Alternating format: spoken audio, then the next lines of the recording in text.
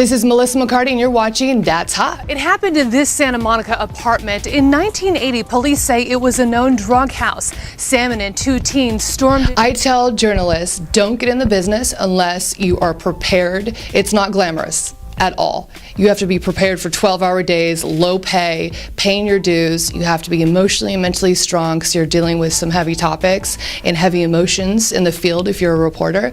There has been an arrest here in Seal Beach along Westminster Boulevard where I am. I tell people that they really have to love it, love storytelling, love helping people, love being a part of community. And if you're not going to enjoy the job because not every day is fun, not every day is glamorous. You really work your butt off, but it's rewarding because little by little you make a difference and you really help people, and that should be the end all. You really want to write stories that move people, and if you're interested in doing just the whole glam of the TV, it's not for you. But you have to be about the story, about the people. That's hot.com.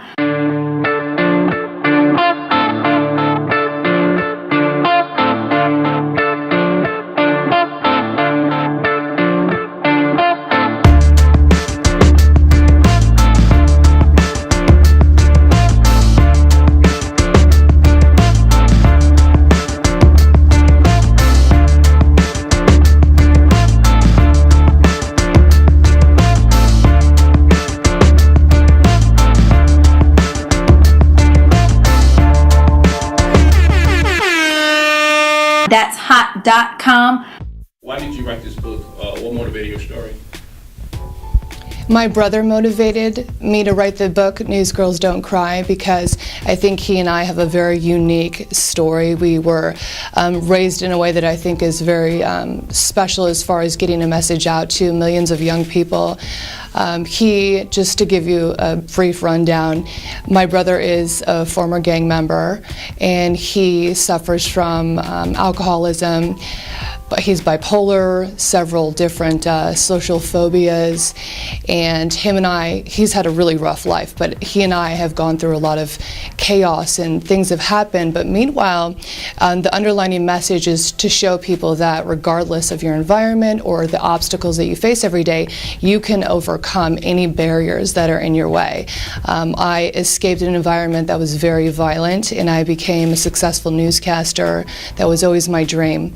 And I, wrote this book to just share with everyone that, you can overcome anything that you're dealing with, and just to be inspired and motivate people is the purpose of the book. It has a lot of messages that are very universal, from addictions, mental illnesses, being bullied growing up, escaping an environment that you don't want to be in, and it goes into detail about those things that I think will help a lot of people that are going through the same thing.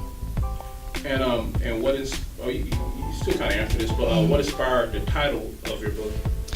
News Girls Don't Cry because 15 years in the business, it shapes you in a way to where you have to tell someone's story and be really compassionate, but yet you're showing up on someone's worst day. So you're entrenched 12 hours a day in the most horrific scene you've ever witnessed, from major highs to major lows, and it tears you down on the inside, and you want to cry sometimes, but you can't because it's not professional and the story won't be told if you lose it. And not only that, but it's chaos in my professional life. It was very chaotic in my personal life, so I just felt that growing up, what was the point of crying, because it didn't help me in my situation. I had to kind of strap on this armor to get the job done. And when it comes down to it, it's just more of strengthening yourself from within is more so the message of the title, but incorporating my personal and private life. I mean, I grew up in the East Bay of California, spent many years in Oakland, which was the running murder capital of the country for a long time. And I think that growing up, becoming a newscaster, just saying it out loud to some of the people that I was raised by, drug dealers and gang members, it was seemingly impossible. It was laughable at the time. And I think it's inspiring because I made so many changes in my life that were very difficult to do at a young age. And I accomplished everything I set out to do. And my brother went down a different path, and that's what the book is, a good contrast of one path versus the other, but the two constantly collide. But he pulled through it too, and he completely changed changes life around. So the message would just be to, conquer whatever you want to do, regardless of, what your backstory is. If you have a dream, go after that dream and do it, no matter how impossible it may seem. I would say the most challenging thing was growing up was balancing a very stressful job of live television news with a chaotic personal life that I was trying to keep secret from a lot of my colleagues because I thought they would look down upon me. And that was kind of weighed heavy, and then I realized that you have to be you. You can't be afraid to identify all the struggles and the obstacles that you're dealing with, because at the end of the day, it makes you a stronger, better person. And I realized that years later, but that was the biggest obstacle, is trying to juggle the stressful title as a newscaster, telling everyone else's story, knowing that I wanted to tell mine, and balancing it all emotionally. What motivated me to keep smiling and keep going every day was two things.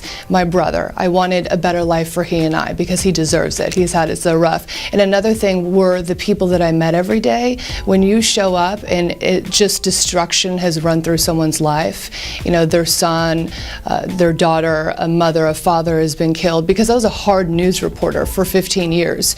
So I showed up at the worst of the worst, and they were putting their story in my hands.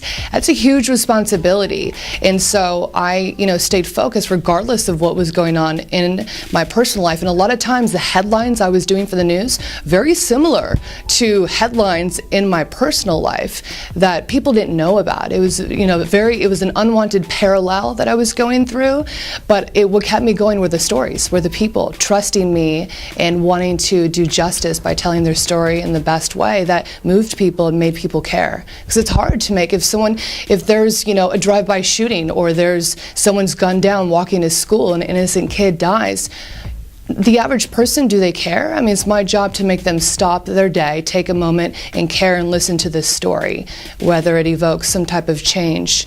In the end, that's hopefully the goal, but just for people to pay attention and care about others. I think that Newsgirls Don't Cry will shock people. I think that there's so many lessons and messages throughout the book for all age levels, regardless of your background. I think that it will be shocking to people to see how I was raised and how I turned out, as well as my brother. It's truly inspiring, and I just hope that people pick it up. If anything, I would love for young people to read it, because I was once really lost, and it's just interesting to see how someone found their way and became successful. And I hope that that's, what people take away from it. I don't even know who holding the camera. That's hot.com.